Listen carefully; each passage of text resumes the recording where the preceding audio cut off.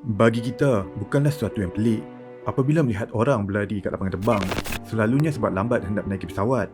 Tetapi, agak pelik bagi kita bila melihat seseorang lari keluar dari lapangan terbang dan seterusnya hilang buat selamanya. Kali ini, kita akan berkongsi tentang seorang lelaki yang kekal hilang sehingga ke hari ini. Jom siasat.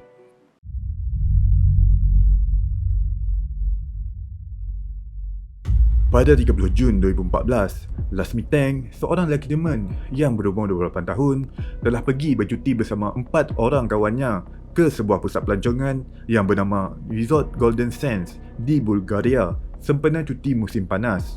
Las dan kawannya menginap di Hotel Viva Club yang berada dalam kawasan resort tersebut. Pada mulanya, percutian tersebut dinikmati sepenuhnya oleh mereka. Mereka melepak di pantai, bermain bola sepak dan berhibur di kelab malam. Semuanya dalam keadaan baik-baik sahaja. Sehinggalah pada satu malam, setelah hampir seminggu mereka di situ, iaitu pada malam 6 Julai, Las telah pergi ke sebuah bar untuk menonton perlawanan bola sepak. Ketika dia di sana, telah berlaku perbalahan mulut antara Las dengan 4 orang pengunjung bar yang menyokong pasukan yang berbeza. Nasib menyebelahi Las apabila kawannya tiba dan meleraikan perbalahan Las dengan pengunjung bar tersebut. Tiada sebarang kejadian yang tidak diingini berlaku. Dalam perjalanan pulang ke hotel, mereka telah singgah ke sebuah restoran makanan segera iaitu McDonald. Tetapi Las tidak mahu masuk ke dalam dan berkeras mahu menunggu di luar McDonald. Kawannya pun masuk ke dalam untuk memesan makanan. Ketika mereka keluar, Las telah pun hilang. Mereka duduk sambil menunggu Las untuk seketika, tetapi Las tetap tidak kelihatan. Mereka pun menyangka yang Las mungkin sudah pulang ke hotel, tetapi sangkaan mereka meleset sama sekali. Las ternyata tidak pulang ke hotel. Las hanya muncul pada keesokan paginya. Namun, dia mula membuka cerita pelik tentang bagaimana dia boleh hilang pada malam tadi. Dia memberitahu ada sekumpulan lelaki telah menyerangnya dan dia amat yakin sekali bahawa penyerangnya diupah oleh lelaki yang berbalah dengan dia di bar pada malam sebelumnya.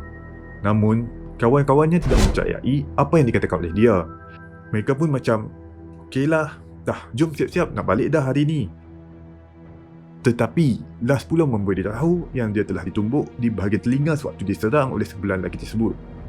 Sebagai langkah berjaga-jaga, kawannya menasihati Las untuk pergi berjumpa dengan doktor sebelum mereka berangkat pulang pada hari yang sama. Jadi Las pun pergi ke doktor tempatan untuk memeriksa telinganya. Hasil pemeriksaan doktor telah mendapati genggaman telinga Las telah pecah. Pada mulanya, doktor tersebut telah menasihati Las untuk melakukan pembedahan.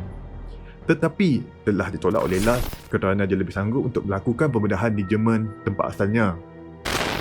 Oleh itu, dia telah memilih untuk mengambil jenis ubat antibiotik ceftriaxone yang disarankan doktor tersebut. Usai pulang ke hotel, Las telah memberitahu kawan-kawannya tentang telinganya dan apa yang disarankan oleh doktor kepada dia untuk tidak meneruskan penerbangan pada malam itu atas risiko yang akan menyebabkan telinganya menjadi semakin teruk. Pada mulanya, kawan-kawannya semua ingin menunda penerbangan mereka untuk menemani Las sehingga sembuh. Namun, Las berkeras supaya tidak perlu risaukan dirinya dan menyuruh kawan-kawannya meneruskan penerbangan mereka tanpanya. Akhirnya, kawan-kawan Las terpaksa akur dengan permintaan Las ni. Setelah kawannya berangkat pulang, Las pun mencari hotel murah berdekatan dengan lapangan terbang. Jadi, dia telah menjumpai sebuah hotel murah yang bernama Hotel Color dengan harga $25 satu malam. Ketika berada di hotel inilah, perubahan perangai Las semakin menjadi-jadi. Pada malam itu, dia menelefon ibunya dan menyuruh ibunya menyekat semua kad kredit dan kad ATM-nya lalu meletakkan telefon. Namun, pada pukul 3 pagi, dia sekali lagi menelefon ibunya dalam keadaan panik. Dia menyatakan ada sekumpulan lelaki sedang mengikorinya dan dia perlu cari tempat untuk bersembunyi. Kemudian, dia juga ada menghantar teks mesej kepada ibunya untuk bertanya tentang ubat ceftriaxone yang telah diberikan oleh doktor kepadanya. Pada pagi 8 Julai, Las pun menaiki teksi menuju ke lapangan terbang Varna untuk kembali ke tempat asalnya. Setibanya dia di sana, dia telah menghantar teks mesej kepada ibunya menyatakan dia telah sampai di lapangan terbang. Ibunya pun menyuruhnya untuk berjumpa dengan doktor di sana bagi mendapatkan pemeriksaan sekali lagi sebelum dia menaiki kapal terbang. Ketika berada di bilik doktor, doktor telah memeriksa telinga Lars dan mengesahkan yang dia selamat untuk meneruskan penembarangan. Dan doktor ini juga perasan yang Lars ni nampak terlalu nervous dan paranoid. Walau bagaimanapun, ketika seorang pekerja pembinaan telah masuk ke dalam bilik doktor tersebut, secara tiba-tiba Lars menjadi panik.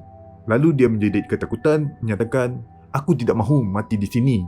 Dia terus bangun dan melarikan diri dari lapangan terbang itu dalam keadaannya sehelai sepinggang, termasuklah tanpa pasport, beg duit dan telefon pintar. Selepas menyeberangi tempat parking kereta, Lars bertindak memanjat pagar lalu memasuki ke dalam hutan yang berhampiran. Sejak kejadian itu, Lars gagal untuk ditemui sehingga ke hari ini. Namun, seorang pemandu trailer mendakwa pernah memberikan tumpangan kepada Lars pada sekitar bulan April 2015. Bagaimanapun, dakwaan ini tidak pernah dapat dibuktikan.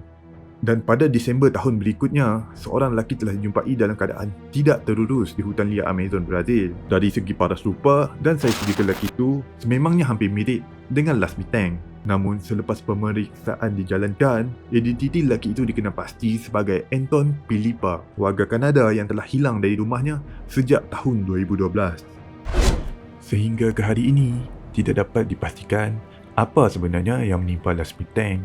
Adakah kesan sampingan ubat? Kesan trauma dari serangan orang yang tidak dikenali? Mungkinkah dia sakit mental? Atau memang wujudkah sekumpulan lelaki yang telah mengekori dan menyerangnya? Terima kasih kepada yang menonton. Jangan lupa like, subscribe dan share video ni.